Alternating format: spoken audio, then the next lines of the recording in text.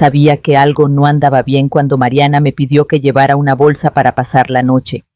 Solo una pequeña evaluación, dijo con la mirada esquivando el suelo, su voz melosa de esa manera que tienen las personas cuando esconden algo. Ya había visto esa mirada antes en enfermeras, dando malas noticias en vecinos, a punto de pedir un favor que nunca devolverían. Condujimos en silencio. La radio estaba apagada, aunque Mariana solía llenar los viajes en coche con podcast sobre productividad o finanzas personales. Ese día, ni una palabra. Miré el paisaje desdibujarse por la ventana, ramas desnudas arañando el cielo, pequeños restaurantes y oficinas de correos que había visto por décadas en las calles de Guadalajara. Todo parecía igual, pero yo no me sentía igual. Sentía que algo se estaba acabando. Cuando llegamos al estacionamiento de residencia de adultos mayores, El Roble, el edificio parecía más un banco que un hogar. Tenía paredes de ladrillo, arbustos bien recortados y carteles que decían cosas como Independencia con dignidad.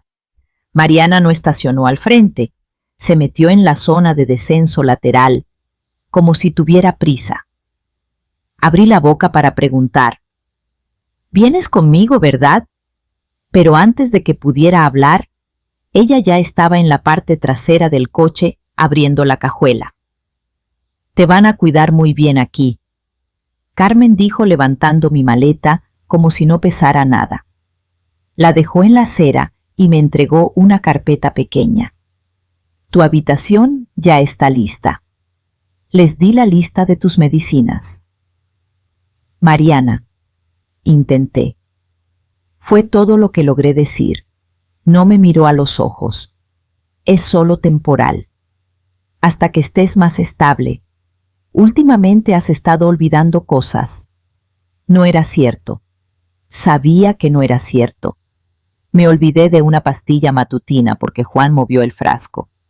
Quemé una olla de arroz una vez. Pero como lo dijo Mariana, olvidando cosas, sonaba como un diagnóstico. «¿Dónde está Juan?», pregunté. «Está ocupado con el trabajo», respondió. Su celular vibró. Lo miró como si fuera su salvavidas. «Tengo que irme. La directora te está esperando. Te ayudarán a instalarte». Y eso fue todo. No me abrazó. No entró conmigo. Solo se deslizó de nuevo al asiento del conductor, tocó su auricular Bluetooth y retrocedió como si yo fuera un paquete de entrega. Me quedé allí con el abrigo a medio cerrar, mis manos aferradas al asa de una maleta que no había empacado yo misma. Las puertas automáticas se abrieron. Una ráfaga de desinfectante y aroma a limón me golpeó la cara. Entré, pero no me sentía segura. Me sentía borrada. Juan tenía 10 años cuando su papá murió. Un accidente con un montacargas en un almacén en las afueras de Querétaro. Un minuto estaba apilando tarimas, al siguiente ya no estaba. La llamada llegó mientras preparaba mi turno de noche en el hospital. Todavía recuerdo el azul del linóleo de la cocina, el timbre chillón del teléfono, cómo el suelo pareció inclinarse bajo mis pies. Después del funeral, me juré que nunca dejaría que Juan se sintiera abandonado otra vez. Trabajé turnos dobles durante años, noches en el hospital, mañanas en la panadería, a veces dormitando en el estacionamiento entre turnos.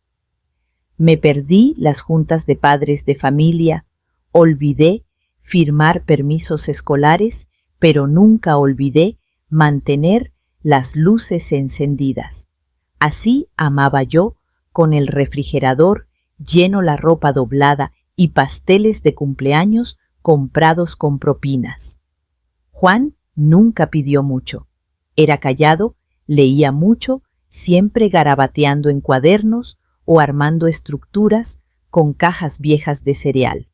Cuando trajo a Mariana de la universidad, pensé, esta es alguien que lo ve de verdad. Ella era brillante, segura, encantadora, de esas personas que hacen que todos se inclinen hacia ella cuando habla. No siempre la entendía, me decía mamá Carmen, en lugar de solo mamá. Y una vez corrigió mi gramática en la cena, pero lo intenté. Se casaron jóvenes. Mariana usó un vestido color marfil y Juan lucía pálido pero feliz. Les di el anillo de bodas de mi difunto esposo. No es gran cosa, dije al entregarlo. Mariana sonrió como si hubiera ganado un trofeo. Cuando empezaron a buscar casa, Mariana me llamó una tarde. El banco dice que nos falta un poquito, dijo con esa voz ligera de siempre. Solo un pequeño puente entre lo bueno y lo perfecto. No lo dudé. Saqué 450,000 pesos de mis ahorros, casi todo lo que había guardado para mi retiro, y se los di con una nota escrita a mano, para su primer siempre. Mariana enmarcó la nota y la colgó en la entrada de su casa. Cada vez que los visitaba la veía y sonreía, pensando que había hecho algo que perduraría. Cuando su negocio de bienestar tuvo un año flojo, Mariana preguntó si podía firmar como aval para un pequeño préstamo. Solo un puente, dijo. De todos modos, necesitamos refinanciar la casa, es un ganar-ganar. Técnicamente serás copropietaria. Dije que sí. Claro que sí. Siempre decía sí. Así son las mamás. No leí la letra pequeña. Confié en ella. Ahora lo veo claro cómo los pequeños cambios se convirtieron en grandes. Cómo pasé de ser invitada a tener una habitación de huéspedes de visitas de fin de semana a que me pidieran que avisara antes de llegar. Mis síes se fueron acumulando en silencio hasta que un día mi voz ya no sonaba como mía. Sonaba a permiso, sonaba a rendición. Y en algún momento, entre tanto dar, dejé de ser alguien que necesitaban y me convertí en alguien que estorbaba. No pasó de golpe. Eso es lo que lo hace difícil de explicar. Si Mariana hubiera alzado la voz, cerrado una puerta de golpe, o me hubiera insultado, tal vez lo habría visto como era. Pero fue más suave, calculado, silencioso, como una llave goteando en la madrugada. Para cuando te das cuenta, el fregadero ya está lleno. La primera vez que canceló una visita para cuidar a los niños, dijo que era por mi bien. No queremos agotarte, me dijo por teléfono. Ya has hecho tanto, mamá Carmen. Su voz era dulce, pero sus palabras eran definitivas. Ese domingo me quedé en casa con un molde de enchiladas que había preparado para los niños y nadie para comerlas. Luego vinieron los descuidos. Mis pastillas para la presión desaparecieron del cajón de la cocina.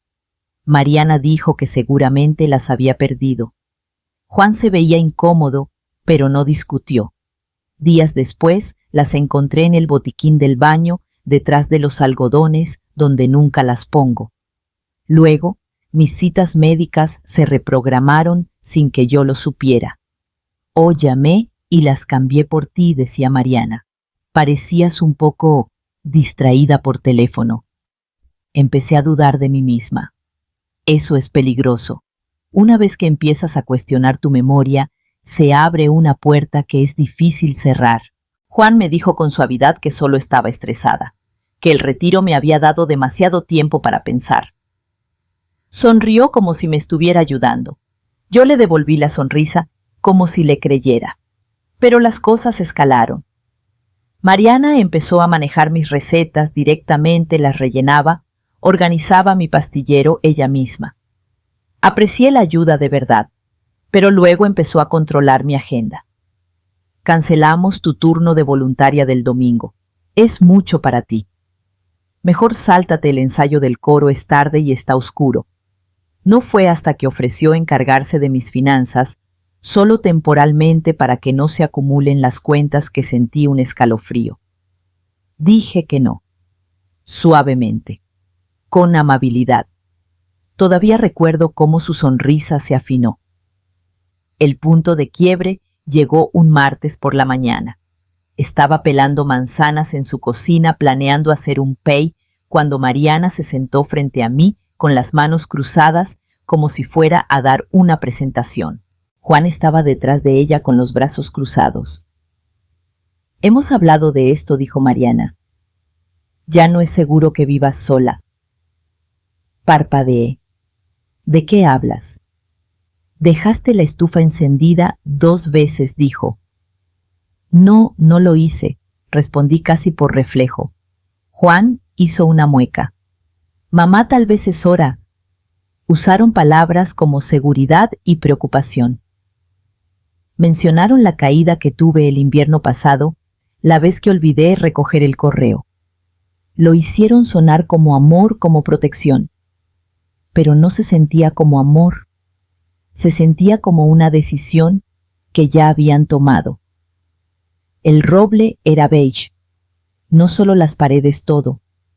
Las cortinas, la alfombra, las bandejas donde traían la comida. Beige como si nadie quisiera arriesgarse. Beige como la pérdida de memoria. Beige como esperar nada. Mi habitación 219B era compartida. Mi lado tenía una ventana, aunque daba al estacionamiento trasero. Un camión de entregas llegaba todos los jueves y empecé a medir el tiempo con él. Mi compañera de cuarto, Dolores, apenas hablaba. Mantenía una radio a bajo volumen todo el tiempo, jazz suave sin letras. Creo que esa era la idea.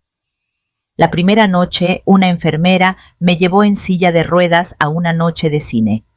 Estaban proyectando el sonido de la música en la sala de actividades. Te va a encantar, corazón, dijo. No dije que ya tenía el DVD, ni que lo había visto tantas veces que solía cantar las canciones mientras cocinaba. Solo asentí y dejé que me llevara como si fuera una caja que meten al almacén. La comida era tibia y blanda, de esa que no busca agradar, solo evitar problemas. Había puré de manzana con cada comida sin importar el plato principal. El desayuno sabía a cartón, el almuerzo a sal. En la cena nos daban pollo que parecía hervido en lágrimas. Dejé de esperar las comidas. Ahí sabes que algo está mal. Nadie usaba mi nombre. Era cariño, corazón, aquí estás. Incluso la mujer que traía el correo apenas me miraba al darme un volante sobre grupos de apoyo para el duelo. Martes a las 10, dijo ya a medio pasillo. Entonces llegó Alma. Era la enfermera de noche, de unos 40 y tantos, quizás más, con ojos que parecían saber demasiado y juzgar poco. Se movía despacio, pero con intención, como si no tuviera que apurarse para demostrar que trabajaba. La primera vez que nos vimos, notó el té intacto en mi bandeja y dijo, «¿No te gusta esto, verdad?» «Sabe a papel quemado», respondí antes de poder contenerme. Soltó una risita de esas que empiezan profundas y terminan en suspiro. «Yo traigo el mío», susurró, y esa noche volvió con una taza. Té chai de verdad. Masala cardamomo, un toque de jengibre. Del tipo que no había probado desde que Juan entró a la universidad. Solía hacer esto todos los domingos, dije. Alma asintió, poniendo la taza en mis manos. No perteneces aquí, ¿sabes? Miré el vapor que salía de la taza. Y por primera vez, desde que llegué, sentí que alguien me veía. Hace 4 años, cuando Mariana sugirió ponerme una mesada mensual, hice algo que nunca le conté a nadie. Me reuní con Beatriz Sánchez para tomar un café. Beatriz había sido mi vecina cuando Juan aún estaba en primaria. Era una mujer sin rodeos, con opinión sobre todo y una memoria de acero. Después de jubilarse como abogada, empezó a hacer planificación patrimonial gratuita para mujeres que habían pasado por mucho y confiado de más. Entre 2 capuchinos y un pedazo de pastel de limón compartido, le pregunté, ¿qué pasa si doy todo demasiado pronto? Me miró fijamente. Carmen, esa es la primera pregunta inteligente que muchas mujeres nunca hacen. Para el final de la semana tenía un fideicomiso. No era gran cosa. Solo lo que me quedaba, una cabaña en Valle de Bravo, que me dejaron mis papás, una cuenta de fondos de inversión que crecí lentamente con el dinero del seguro de vida de mi esposo y unas inversiones a largo plazo que hice con mi nombre de soltera, cosas pequeñas y discretas. El fideicomiso estaba estructurado para activarse solo si me declaraban médicamente dependiente y me ponían en cuidado permanente. Beatriz redactó cada palabra ella misma. No te equivoques, dijo. Esto es tu línea en la arena. Guardé los documentos en una caja fuerte en el closet del pasillo. No le dije a nadie, ni siquiera a Juan, menos a Mariana. En el roble los días se desdibujaban. Actividades grupales, comidas silenciosas, el chai de Alma por las noches. Pero empecé a notar cómo me miraba la gente como si ya no me perteneciera. Un día después de escuchar a una enfermera decir, probablemente no es peligrosa, pero mejor no la dejen andar sola, algo en mí se rompió. Esa noche le conté a Alma sobre el fideicomiso. No parpadeó. ¿Quieres llamar a tu abogada? Está jubilada, pero sé de alguien que tiene acceso a los documentos. Entonces los llamaremos. Beatriz contestó al primer timbre. Me preguntaba cuánto tardarías, dijo. No te preocupes, activaré la cláusula. 3 días después, un hombre con un abrigo azul marino y gafas de armazón oscuro entró por las puertas del roble. Su maletín brillaba como si nunca hubiera visto la lluvia. Me encontró en el solario, leyendo la misma página de una revista que no había pasado en 10 minutos. Señora Morales preguntó. Sí, soy Daniel Castillo. Beatriz Sánchez me pidió que representara el fideicomiso que usted estableció. Dijo que entendería. Asentí. Tenía la boca seca. Es hora. Daniel sonrió con suavidad. Sí, señora, es hora. Fuimos a una pequeña sala de conferencias junto al puesto de enfermeras. Daniel me explicó las cláusulas, los beneficiarios, los gatillos que ahora se cumplían. Habló con respeto sin prisa, como si yo todavía importara, y entonces hizo la pregunta que no esperaba. Le gustaría decidir cómo entregamos la noticia. Lo miré, realmente lo miré. No dije, quiero que lo escuchen de alguien con traje. No hicieron una fiesta, claro. No esperaba globos, flores, ni un pedazo de pastel. Pero una parte de mí, esa parte tonta que nunca muere, aún esperaba una sorpresa. Algo que me recordara que no era solo un ruido de fondo en sus vidas. En cambio, Mariana llegó sola. Era justo después de las 11 de la mañana de un miércoles. Tocó el marco de la puerta en lugar de entrar como esperando permiso. Yo estaba sentada junto a la ventana con un crucigrama que no había tocado, viendo pájaros moverse entre las ramas desnudas afuera. «Feliz cumpleaños», mamá Carmen dijo entrando. Llevaba un abrigo beige que combinaba con las paredes. Una bolsa de cuero elegante colgaba de su codo. En la mano, una tarjeta de felicitación comprada en tienda de esas con brillantina y un mensaje prescrito que termina en «con cariño siempre». Me la dio como si entregara el correo. «Gracias», dije suavemente dejándola en la bandeja a mi lado.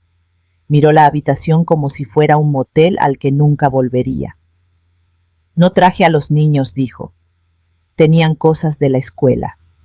Asentí. No había preguntado. Se sentó al borde de la silla de visitas, una pierna cruzada sobre la otra, el pie moviéndose ligeramente. Su celular nunca dejó su mano. Entonces llegó la frase, la que hizo que todo lo demás se silenciara. Solo por curiosidad, dijo como si preguntara por el clima. ¿Has actualizado tu testamento recientemente? La miré. Realmente la miré. Su labial era perfecto. Ni una grieta. Su tono era dulce, neutral, pero sus ojos nunca encontraron los míos. Sonreí. «Te sirvo un té», dije en cambio, levantándome lentamente hacia la tetera eléctrica. Alma había dejado su mezcla especial en un termo esa mañana. pero a Mariana le di el té normal tibio, sin sabor, demasiado remojado. Tomó un sorbo, hizo una mueca y lo dejó sin comentario. Solo quiero asegurarme de que todo esté en orden, ¿sabes?, añadió, aún tratando de mantenerlo ligero. Claro, dije, mi voz empalagosa con una facilidad fingida. Todo está exactamente donde debe estar. Se quedó 5 minutos. Dijo que tenía una junta. Me besó la mejilla como trámite. Salió por la puerta antes de que el reloj marcara las 11:10. No le conté de Daniel. No mencioné la cabaña escondida en las colinas de Valle de Bravo, ni el portafolio que construí con cupones de supermercado. No le dije que ya la había borrado de mi historia. ¿Por qué gastar palabras en alguien que solo te ve como un saldo final? No estuve ahí para verlo claro, pero lo imaginé tan claro que era como si tuviera un asiento en primera fila desde el otro lado. La oficina estaba en el 3er piso de un edificio antiguo en el centro de Guadalajara, paredes de madera de roble luz suave y un leve olor a papel y cuero pulido. Beatriz lo eligió a propósito. Era el tipo de lugar que hace que la gente se siente más derecha, hable más bajo y sienta el peso de sus decisiones. Mariana llegó primero vestida de seda negra que brillaba bajo las luces, con gafas de sol grandes posadas dramáticamente en su nariz. Juan llegó 10 minutos después, con la corbata ligeramente torcida, ojeras marcadas. Me pregunté si siquiera recordaba que mi cumpleaños había sido 2 meses antes. No se hablaron. Daniel se sentó a la cabecera de la mesa con la carpeta del fideicomiso abierta frente a él. Esperó a que todos se acomodaran sus dedos entrelazados con calma paciente. Luego comenzó. Como albacea del fideicomiso establecido por Carmen Morales, dijo: «Estoy aquí para cumplir sus deseos finales». Mariana cruzó las manos en su regazo. Juan miró la mesa. La residencia principal en la calle Hidalgo 14 continuó. Daniela ha sido donada en su totalidad a Refugio Esperanza, una organización local sin fines de lucro para mujeres. La señora Morales pidió que la propiedad se convirtiera en vivienda transitoria para mujeres que escapan de la violencia doméstica. Mariana parpadeó. Sus labios se entreabrieron. ¿Perdón qué? Daniel no se detuvo. Todos los activos líquidos e inversiones en el fideicomiso Horizonte han sido transferidos a la señora Alma Rivera, enfermera de cuidados a largo plazo y beneficiaria designada. Hubo una pausa breve, densa, eléctrica. Juan carraspeó. ¿Y qué hay de la familia? Daniel abrió un sobre más pequeño. Se dejó una carta personal y un desembolso para Mariana Gómez. Le entregó un sobre blanco. Dentro un cheque por $1 y una nota escrita a mano en papel que elegí años antes. Mariana desdobló la carta con dedos lentos y deliberados. Me enseñaste que las mujeres mayores no deberían tener propiedades, escribí. Así que las regalé en mis propios términos. Por un largo momento nadie habló. Mariana se quedó congelada con la mandíbula tensa, los labios temblando. No lloró. Eso habría requerido honestidad. Lo que se rompió fue su máscara. Se desgarró en silencio como la seda que se rasga en la costura, no ruidoso pero irreversible. Juan se inclinó como si quisiera decir algo, pero las palabras nunca llegaron. Daniel cerró la carpeta, recogió los sobres y se puso de pie. El fideicomiso está completo. Y así me fui, pero no borrada. Desde donde estuviera quizá el cielo, quizá solo los pliegues de la memoria lo vi todo. El mundo cuidadosamente construido de Mariana resquebrajándose.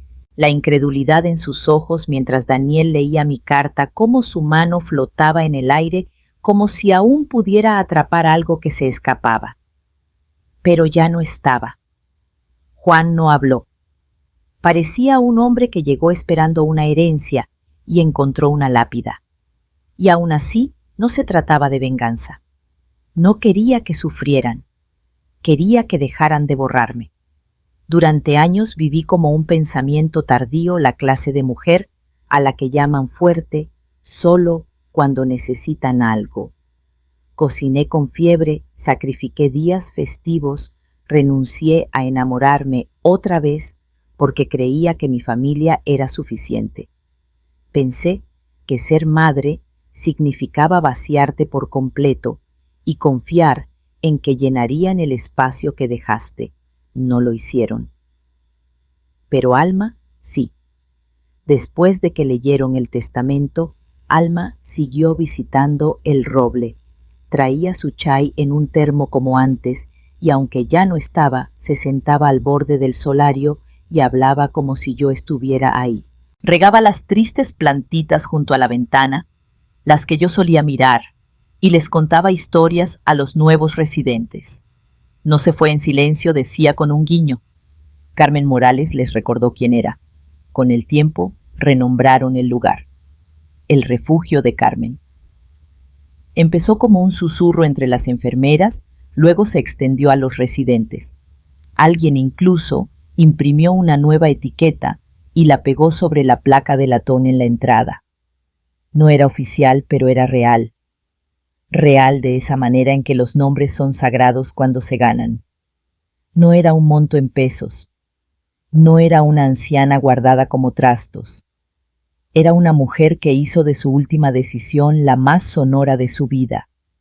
Sin venganza, sin gritos, solo claridad, que tengan su silencio. Yo encontré paz en el mío. Y ahora me pregunto, si hubieras sido tú, ¿qué habrías hecho? ¿Perdonarías a alguien que te vio desaparecer? ¿O escribirías tu propio final